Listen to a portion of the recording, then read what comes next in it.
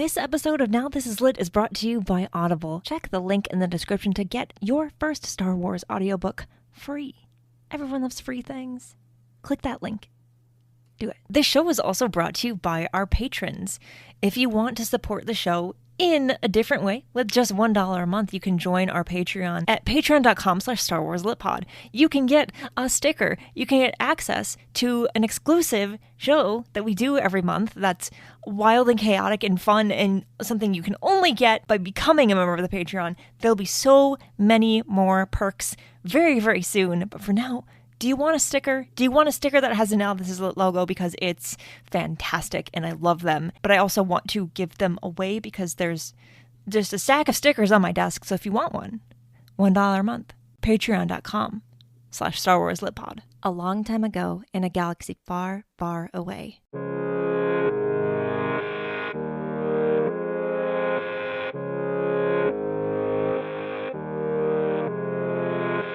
You're listening to Now This Is Lit, a podcast about Star Wars books, the people who make them, and the readers who just can't get enough of them.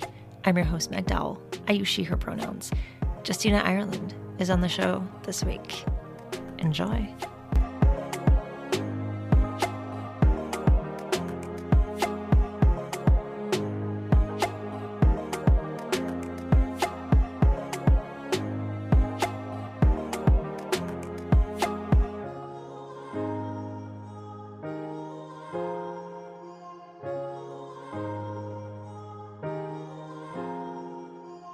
You've been writing Star Wars for a while, since 2018, and that is very cool. And I wanted to ask you, looking back on the beginning of that journey for you, what was it like to come in and work on that first project, knowing how meaningful Star Wars is to so many people, to all of us, really?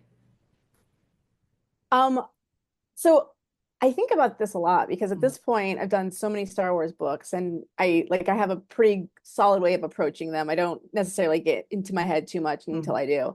But I do remember that first book was Lando's Luck, and they had told me, they're like, yeah, it's going to be part of this movie that's coming out. And so I'm not a person who keeps up with like the stuff that's about to happen. Like I don't like the like here's what's going to come out in 3 years, because most of the time it gets scrapped and then you're disappointed. So like I like to live in a world of the now, like what's available now. Like I don't do a lot of like teaser stuff. Like I'm just like, if it's not coming out in the next few weeks, I'm not going to think about it until it does.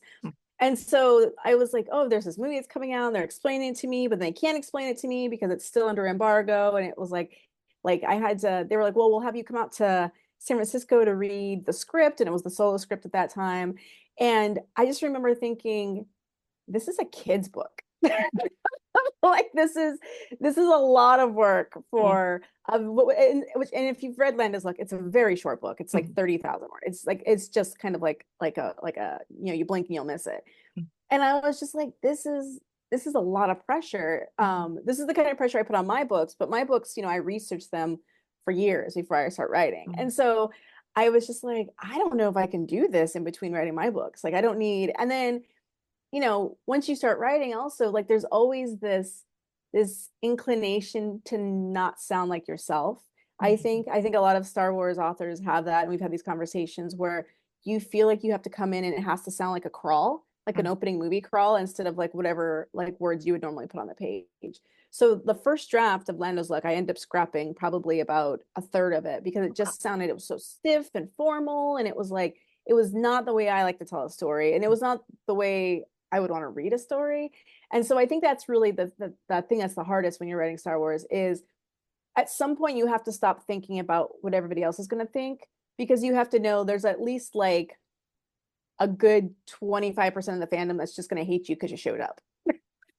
It doesn't even matter. It doesn't, I mean, and those aren't necessarily, like, those are people part of the fandom, and I'm air quoting fandom, but those aren't necessarily the people who actually are like picking up the books and reading them either, right? These are the people who, they got a Star Wars shirt at Walmart. And then they're still fans, and that's valid, but like, you can't let those people in your brain when you're trying to create something, especially when you're trying to create something that's meaningful and is like having a conversation while also entertaining. So like for me, a lot of writing Star Wars has been about like that that Principal Skinner gif, like maybe the children are wrong, and it's like, and it's like it feels so like it's kind of a crappy way to create stories, but you know, before Acolyte even came out, the TV show, like we were all people were convinced it was terrible, and you know, like if when you're trying to create in that kind of environment where people are against you before you even start, it's really hard to even get started. So yeah, so for me, that first book was really, really hard. And then when it came time to do the High Republic, by that point, I'd done another book. The second book I did was the Spark of the Resistance, which, you know, was the, you know, sequel trilogy, which everyone hated anyway, right? Everyone air quotes because I liked it. A lot of other people liked it too. And so like, I just, one of those things that's just like, yeah, you have to know that like those people, those people always sounds terrible when you say something like that. The people who are like complaining, they're going to complain regardless. It doesn't really matter what you give them. They're going to find something to complain about. And that's okay. They can do that. But you can't let that impact how you create your stories. And so for me, it was more about like getting out of my own head and getting past that and saying, cool, these are what the rapids look like. Oh, it turns out they're not as deep as I thought they were. Yeah, and it's hard to come into something like this knowing that like no matter what you do, there are going to be haters. I mean, that's just true of art in general. Um, but it does kind of become like the longer that you do it, like that doesn't change, but the way that you kind of approach that and deal with that changes. Yeah. Yeah. I think it's like, especially, I mean, like, you know, you're creating, you know, podcasts and stuff still talking about Star Wars. And I'm like, I'm sure you get it as well, Mhm. where it's just that you have an opinion that somebody disagrees with, they want to fight about it. But I'm like, bro, it's an opinion. Like we can all have different opinions. Like we all got one. They're all stink. They all stink, right? Like so it's kind of like it's just like, yeah, okay. You know, if you want to tell me why you hated something, I'm like, that's cool. Like I'm not gonna necessarily agree. Like, you know, whatever. It's for everyone. Just kind of move on, keep it moving. I wrote something once, or probably around Last Jedi time about porgs and how much I loved them. And I got a comment on it that was like, porgs are stupid. And I was kind of like, I mean, I have an opinion. You've stated your opinion. I think that's all we need to say about that. Yeah, this doesn't have to be a conversation. Like, yeah, and I also personally truly do love porgs. And in fact, Yes. that was one of the things in the Spark of the Resistance book. I'm like, can we just throw porgs everywhere? Because Yes.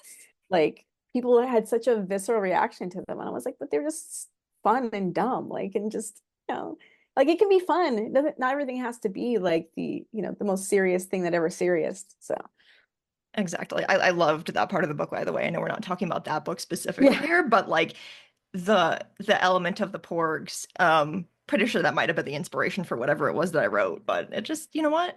There has to be joy in Star Wars. There just Yeah. has to be. It's all a balance. Speaking of balance, and that was not like an intentional segue, it kind of just happened, and we're gonna roll with it. Um, so something that I really, really loved about Wayseeker specifically, and like this has been true throughout the entire High Republic, and honestly, like most of the Star Wars books that we've gotten, not all of them, but most of them, is you can read Wayseeker and really enjoy it without having a ton of familiarity with the High Republic or the Acolyte. It helps. It's nice if you have really engaged with those things, but it does do a lot to kind of center you in the story and allude to things without being like, oh, you have to have read every single High Republic book, which a lot of us haven't, and that's fine. Um, how do you, when you're approaching these stories and writing all these characters, how do you find that balance between I want to make this as accessible to as many readers as possible, as many Star Wars fans as possible, but also for those who may be a little bit more deep into it in their fandom, how can I make that more fun if they have gone that far into it? What is it like to kind of try to find that like middle ground in that regard? Yeah, so I'm always trying to write for the person who's going to pick up just the one book. I was like real talk. I was a poor kid. I never bought books. I maybe got books like gift cards for books when I'm on Mhm. my birthday. Mhm. So all my reading was done through libraries. Mhm. And if the library didn't have it, I didn't get to read it. Mhm. And so I read a lot of series, like book series, without reading them in order, right? Like, and Mhm. it used to always like just really drive me insane as a kid to like read a book and then not know what was happening because there were 2 other books you had to read. And then I'm not even talking about like trilogies. I'm talking about like Sweet Valley High, like or The Babysitter's Club, or like, I'm just talking about these ongoing series where you have to assume that not everybody's going to read every book. And I think there are writers who write for kind of what I call like the Scholastic Book Fair kids who pick up everything that comes through the book fair catalog, or or like every week, like, my kid would get the monthly Scholastic book order things, and they'd have the box sets of books and stuff like that. And that's great if you're that kid. But if you're also a person who's like, hey, bills are real, and I'm only going to get my reading from like Libby or the library, you should be able to jump in and out of the Star Wars storytelling without missing something. Now, High Republic, of course, is like this entirely big initiative. But one of the things that's nice about it is you can read outside of the phases, right? Obviously, you can't read phase 3 first, because then that's just, but you can start it with either phase 1 or phase 2 and still get some decent storytelling. You can read just the adult books and still get decent storytelling. Is there stuff you're missing? Of course. But like, you should be able to get a complete story by reading a book.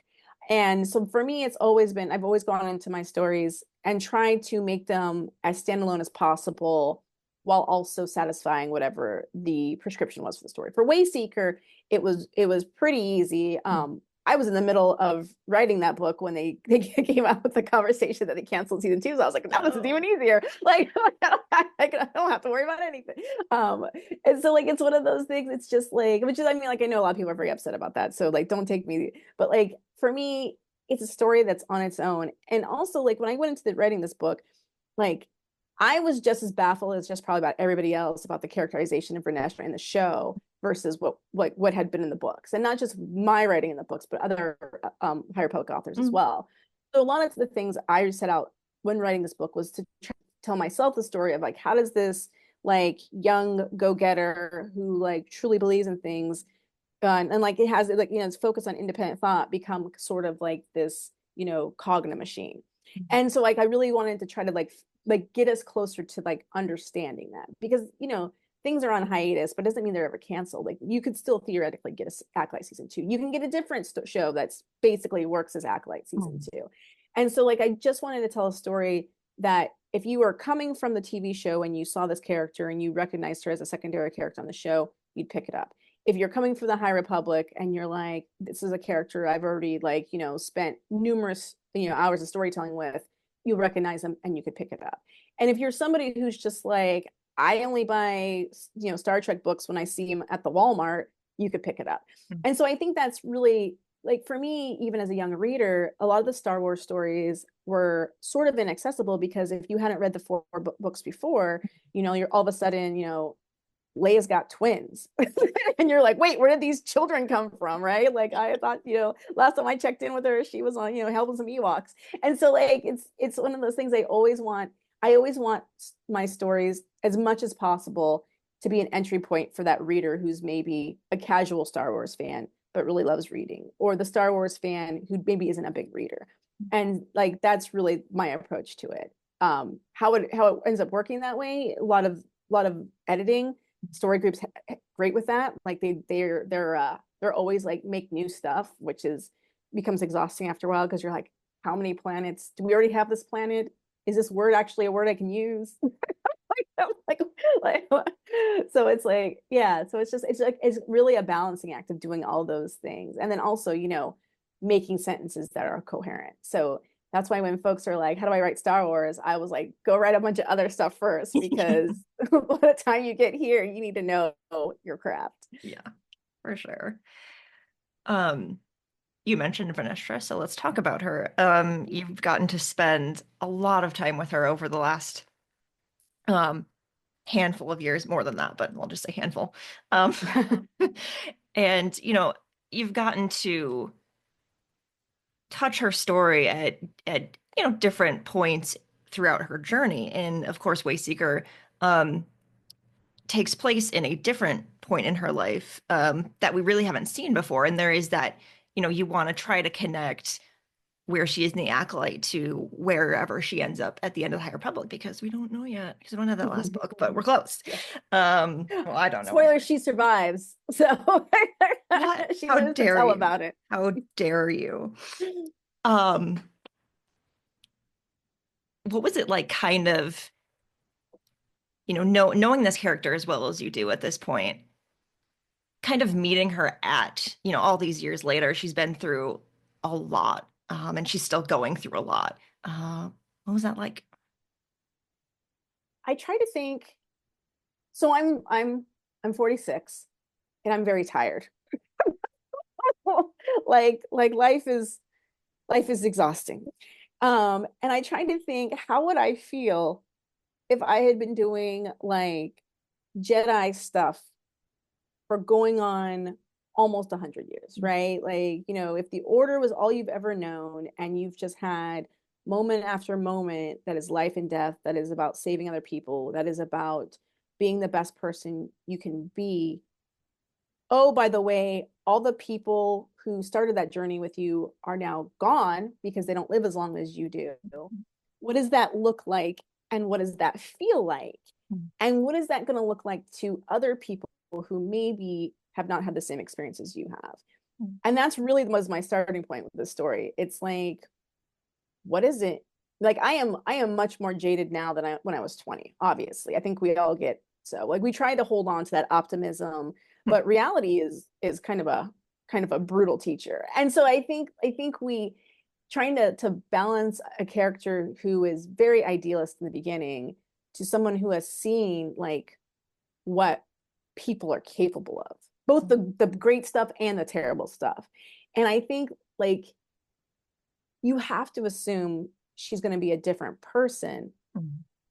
But that was one of the reasons why I decided to put her chapters in first person, because I wanted readers to recognize it's like that young 16-year-old Jedi Knight still exists somewhere within Vernestra.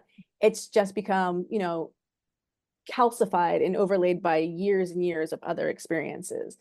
And we're not going to see all those other experiences, but you can feel what that's like. And I think that's really kind of the most important thing is just feeling what it's like to continue to go on, like after a lot of the reasons, a lot of the people you're connected with are no longer around. And I think it's one of those things we don't necessarily think about, especially as we're younger, but as you get older and you see people that you're friends with and care about, start to pass away, you start to think about that, I think, more and more. And so like that was really my goal, is just to kind of come in there and figure out like what's it, to her, Andara is a child. Andara is an adult, right? She's in her mid-20s. But like to her, Andara is a child. Like she doesn't know anything. And I think like that immediately causes friction with people, because when you're in mid-20s, you're like, no, I've got it. I got it together. I know what I know. And people, who are like 10 years older are like, you're still a child. And you're like, that's rude. But yeah, so I think it's like that was really my start. I always try to start from an emotional standpoint with a character, try to figure out like what their emotional push pull is, and then go from there.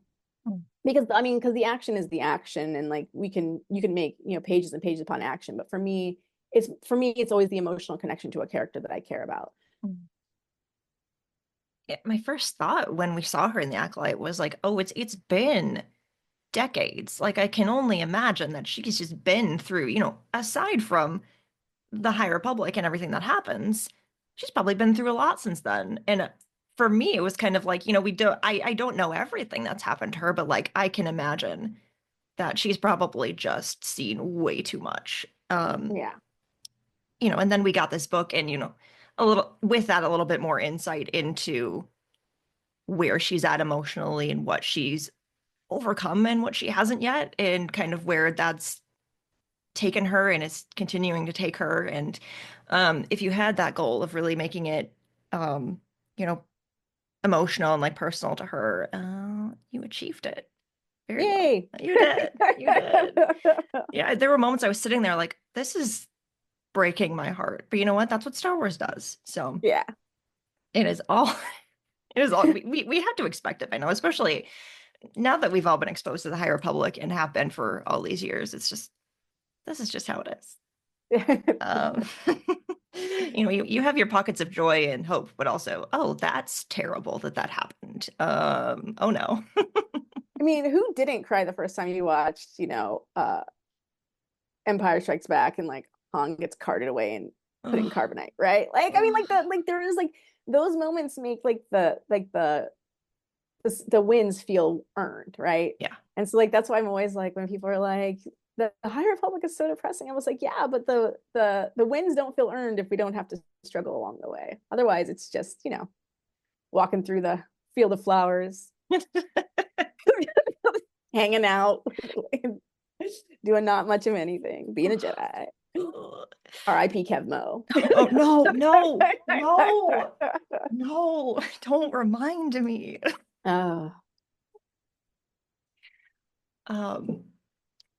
When I was talking, and I won't obviously spoil anything, but when I was talking to Claudia Gray recently about Into the Light, trying not to yell at her about maybe some of the things that may or may not happen in that book. I asked her about like how, like how do we find hope in all these things? And, the answer is essentially like it's through all of the not hopeful things that we find the light. It's fine. It's fine. Oh.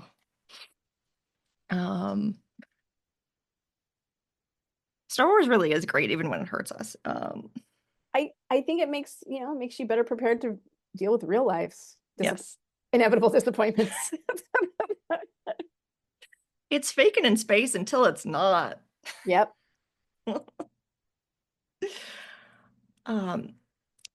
So Venestra is obviously a very essential part of this book, but so is Indara. And it was really, really interesting to get her at also a different point in her life than we've seen before. What elements of her story in the Acolyte kind of, Acolyte or otherwise, kind of inspired how you approach her character in this book? I think she's so in the Acolyte, for me watching, it's so closed off, right? She is so like just very tough. Like the first time we meet her, like she's in the middle of this martial arts battle in a noodle shop, right? And it's very like, it's very Kurosawa, right? Where we don't really know the characters until like the end of the story. And then you're like, oh, I finally know who this character is or whatever. And so I really wanted to say, okay, so what if she was not like that at all at the beginning, right? Like, what if she was completely an open book? What if she was very like insecure and very, like, and I think that to me in that case, because we didn't have anything from her for before, like we only had those episodes where she appeared. I was like, you know what? I think there's something interesting here. And I'm also like always interested in the ideas of like there's a conversation she has with Venestra and Wayseeker, which mild spoiler, but not a huge spoiler, where she talks about her master being very, very critical, very like very harsh. And I think that's one of the things we never talk about with the Jedi Order is the Jedi are good people. They're trying to do good things, but sometimes good people do bad things. And sometimes good people do bad things to each other and not intentionally, but just by their nature. And so, like I'm an Army veteran and I had leaders who were great leaders, like theoretically on a larger scale, but interpersonally were terrible. We're just absolutely terrible at mentorship or, inspiring those or, being encouraging. And I think it's for me, I wanted to say, like Indara, is this very closed off person, but what if she wasn't always like that? What if in the beginning she tried to be a little more open and then, it kind of backfired. And so like, that was really where I started with her is just kind of giving her, and also, we don't see enough archivists going out and about yeah, I mean, like we need more like action librarians. And I think like, it's really, there's so much history within Star Wars, right? Like history that we kind of just allude to and history that, we actually get to see play out sometimes, or history that's been decanonized. But there's so much history in Star Wars that I'm like, your historians, once upon a time, historians had a very important role to play in our society. We've kind of gotten into anti-intellectualism where we don't listen to them as much anymore. Some of us don't. And so, but I think that's like, if you're an order with like, like the Catholic Church has their own, history that they maintain. Universities have their own history that they maintain. So it seems to me like, our archivists like have always been one of those folks that I'm just like, I really like those librarian Jedi. And so like, I really wanted to give her something that was very, very not like we saw her on the TV show. just because it then opens up more storytelling for her too. Because I do think that that's one of the best things about Star Wars is if you like a character, chances are you'll get another book or comic or some sort of piece of media with them in there that you can explore more of their story. Absolutely. Um, yeah, and I loved just her story, so much of it being about, I know a lot about the universe, the galaxy from what I've read in the archives. But now I'm out in the galaxy, and maybe there are things about the galaxy that I didn't know about and wouldn't have known about unless I left the archives. It's very important to think about that. All right, so this is a very, very important question, a totally serious question that may matter to me and maybe a very small handful of people, but I think it is essential. Um, so as much as we'd love to have Churro the Hutt in every single Star Wars story, the reality is you can't have every character and everything. It's just, the galaxy is very big, has to, span across many different planets, time periods, things like that. Thankfully, in A Valiant Vow, we did get more churro, and I Yes. thank you sincerely for that because that was I needed that. I needed that so much. And the very important, serious question that I have for you, um, related to churro is, even though he's not in Wayseeker, we don't see him. What do you think he's doing at this point in the galaxy? I Because think he's around. yeah, no, I think Churro is probably I 100% believe Churro is probably leading a university class on some obscure biological phenomenon. Like I just feel like he's the Hut that becomes the old academic. I would love to see him pop up in like, we don't know how long Huts live. They live like maybe 1,000 years. Who knows? But like it'd be great to see him pop up in like a sequel trilogy, like as just some like old professor with like little tiny glasses on and like little tufts of like I mean, can you imagine like him like wearing like an ascot or something like like whatever the Hut version of like leather arm patches is.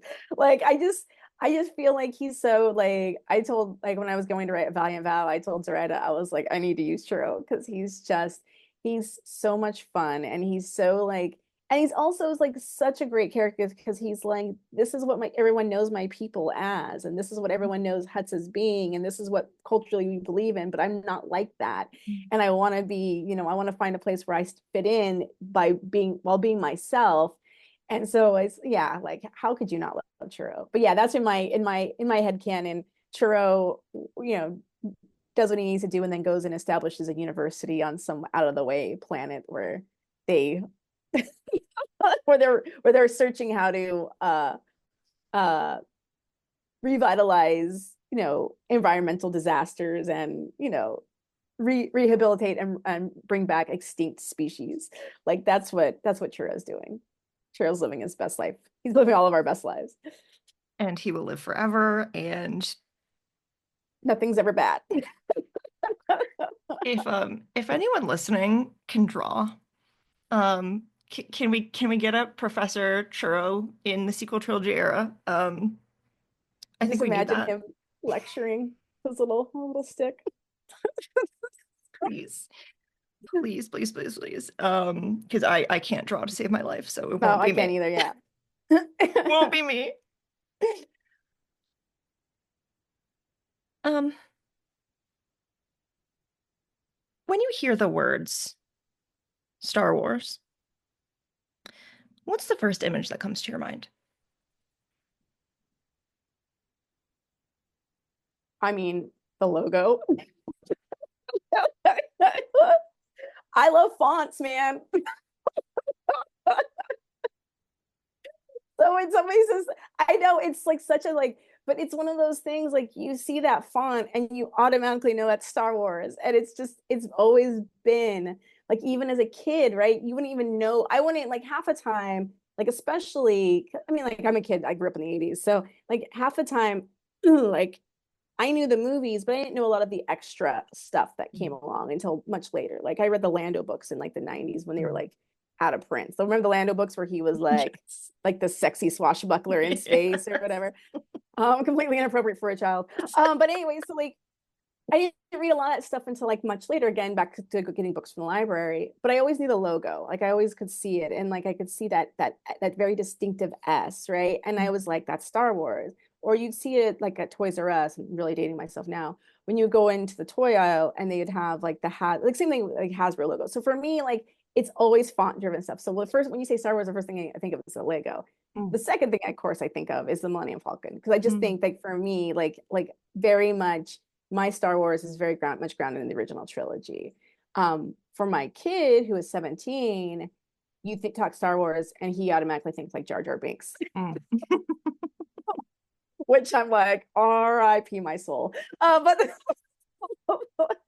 but like so like it's just one of those things. It's just I think that's what's great about Star Wars is it's something different for everyone. But yeah, I always just think of the logo. It is just very branded into my brain. First of all, best answer to that question I've gotten so far. 10 out of 10 no notes.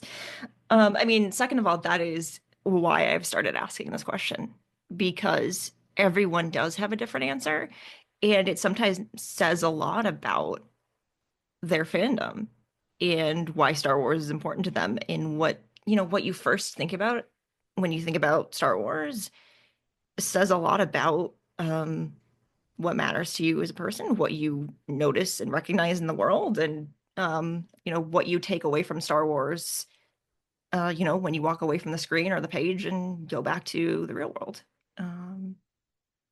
Yeah, man, fonts. I love font. No, like seriously, it's a real problem. Like I will argue about fonts. Like my husband and I have had many a conversation about serif versus no serifs. And then like don't even send me an email in Comic Sans because I just delete it. Like I'm not even gonna read it. There's no way you're a serious person using Comic Sans. So like Okay, well now I have to ask you what your go-to font is when you're writing. oh, so my go-to font is Times New Roman. Or Courier New, so it depends on what I'm writing. But my favorite font to write in, the one that looks like book to me, like when I'm writing a book, it's Times New Roman. If I'm writing a comic book script or a regular script, regular scripts default to Courier New, and then I always put in Courier New for usually editors either want Times New Roman or Courier New. But Courier New always feels like you're trying to like make a 10-page paper. I make an 8-page paper, a 10-page paper. Like I know it's not that really enough words for the word count, but I want it to be a little longer, so I made it Courier New. But anyway, that's just my personal. But yeah, but I do all my emails are Garamond. This conversation's kind of got. I feel like I'm saying too much right now. Yeah, no, I have a whole thing about fonts. I love them. Paramount is like my go-to. It's such a pretty font. It's so nice. It's just aesthetically pleasing. But also Times New Roman is so classic, and I use it for my cover letters. And recently, my husband was like looking over on my cover letters, and he sent it back to me. He's like, "Oh, by the way, I changed the font." And I was like, "Why would you do that?" He said, "Well, it's too basic." And I'm like, "No, we're gonna What fight did you about put this." it in? I don't remember. Arial's the worst font. Don't ever. I hate it. It's such a when people speak it. Oh, it's just like everything smushes together. Oh man, I know. And I know some fonts are like more accessible than others. So like if that's a thing, like I'm never gonna judge me for accessibility. Yep. But like when people do like papyrus, I'm like, what is this? A wedding invitation? Like this is not appropriate for papyrus. You put your resume in papyrus? Okay, this is I'm gonna start a podcast just talking about fonts. I mean, honestly, I would listen to that. I'm not even kidding. The font cast.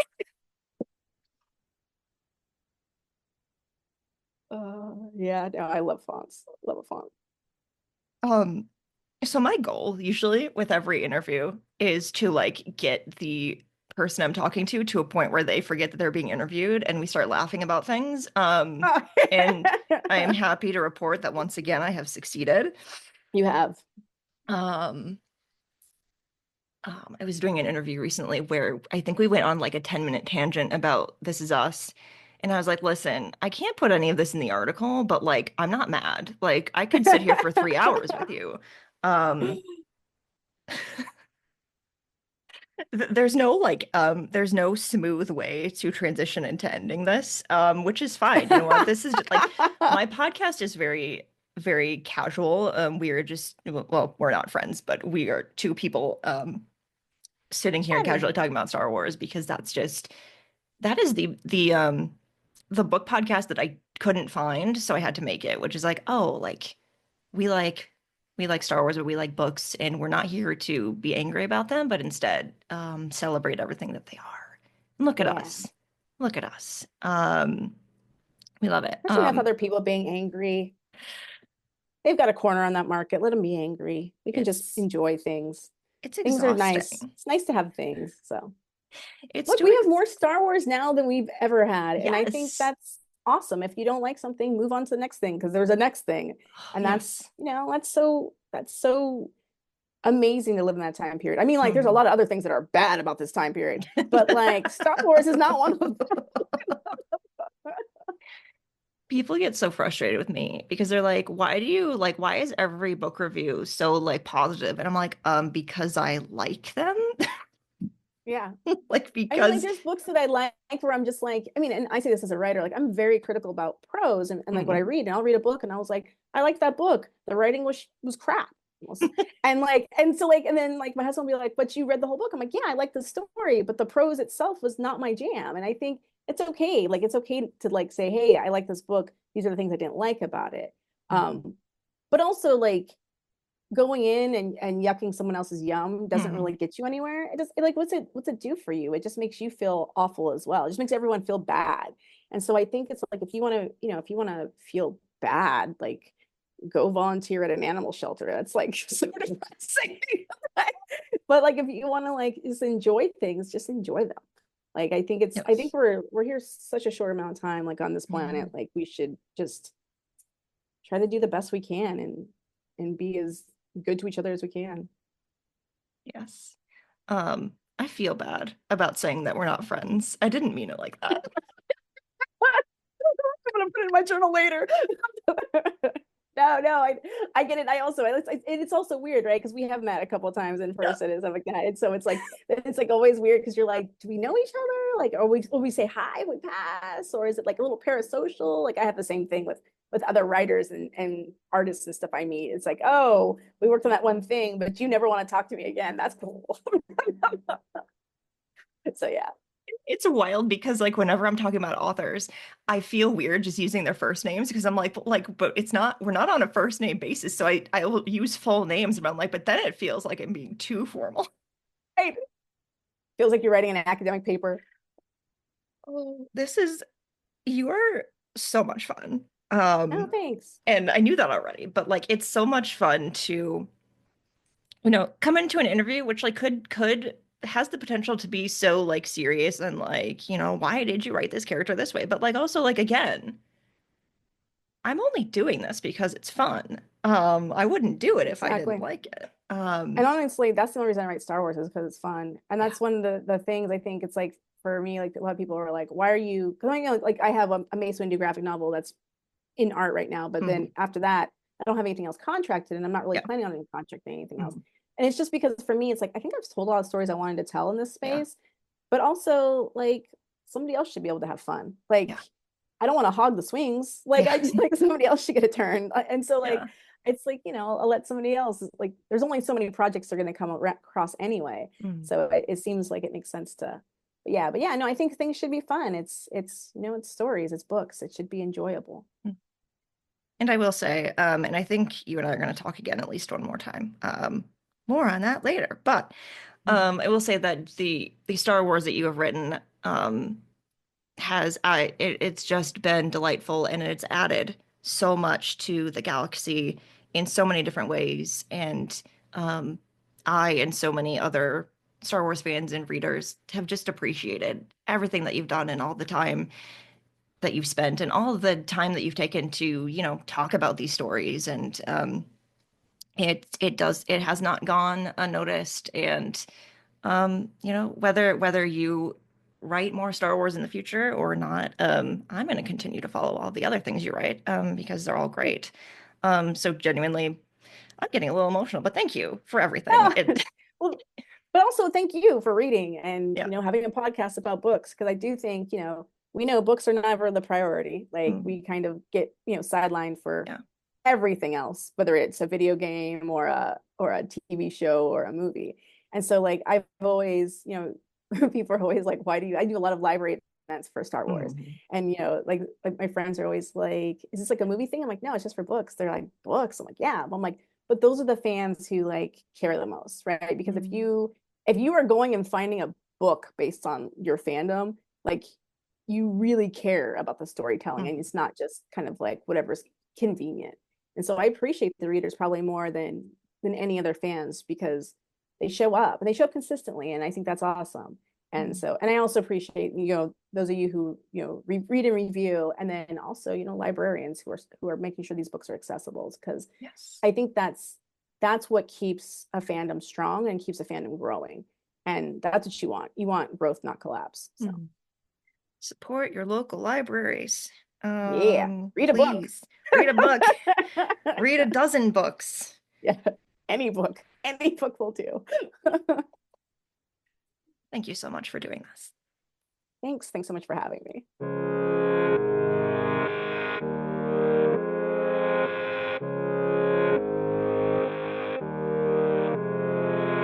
Now This Is Lit is part of the Faraway Fandom Network. It is produced by Devor Montum and written, hosted, and edited by me. Jose Jimenez designed our podcast art.